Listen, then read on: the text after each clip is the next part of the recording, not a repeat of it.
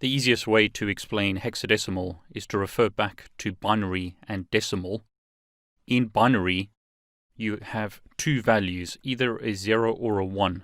So all numbers are made up of either those two values.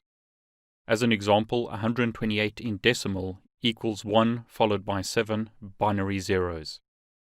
Decimal numbers are made up of combinations in the range 0 to 9. So as an example, 128 consists of 1, 2, and an 8. 255 consists of the number 2 followed by two 5s. Hexadecimal has values from 0 to F. In other words, it's 0, 1, 2, 3, up to 9, followed by A, B, C, D, E, and F. So these are hexadecimal values. The decimal equivalents are 0, 1, 2, 3, all the way up to 9, and then A equates to 10, B equates to 11, C equates to 12, D is a 13 in decimal, E in hexadecimal is 14 in decimal, and F in hexadecimal is 15 in decimal. If you remember that, then hexadecimal isn't very difficult. That's the first thing you need to remember when working with hexadecimal. So if I gave you a number such as F in hexadecimal, you need to remember that that equates to 15 in decimal. E equates to 14. D equates to 13. C equates to 12. B is an 11. And then A equates to 10.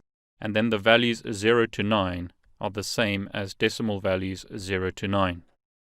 Now if I gave you a more complex example, let's say 128, the easiest way to work that out is to convert it to binary.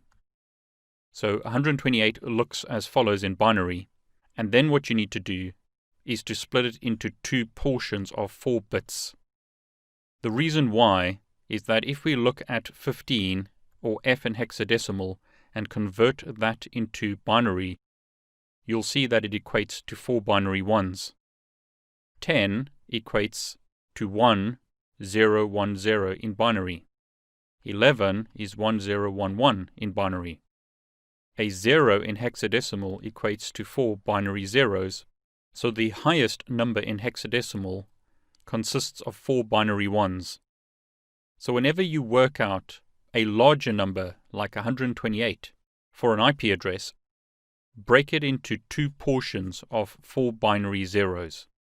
So if we looked at 4 binary zeros, that would equate to a 0 in hexadecimal. 1 followed by 3 binary zeros equates to 8 in both decimal and hexadecimal. Hence, 128 in decimal equates to 80 in hexadecimal. Let's confirm this by taking the Windows calculator and going to programmer mode and selecting a decimal value of 15 and converting that to hexadecimal.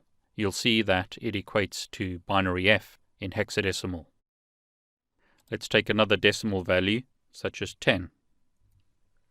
Convert that to hex and you'll see it's an A. So what about 128? 128 in decimal equates to 80 in hexadecimal, as we worked out. So let's do a few more examples to make sure that you understand how to do this conversion. So what about 255? That equates to a binary value of 8 binary 1s. If you split that into two portions, that gives you 4 binary 1s and 4 binary 1s. So to convert into hexadecimal, convert this to decimal, which is 15, and 15 in hexadecimal equates to F. So 15 gives us F, and 15 gives us F. That's why a broadcast of 255, 255, 255, 255 equates to 8 binary Fs. In binary, you've got 8 binary 1s per 255, and if you convert that into hexadecimal, you'll note that 8 binary 1s equates to 15 in decimal, which is F in hexadecimal, So we end up having 8 hexadecimal Fs.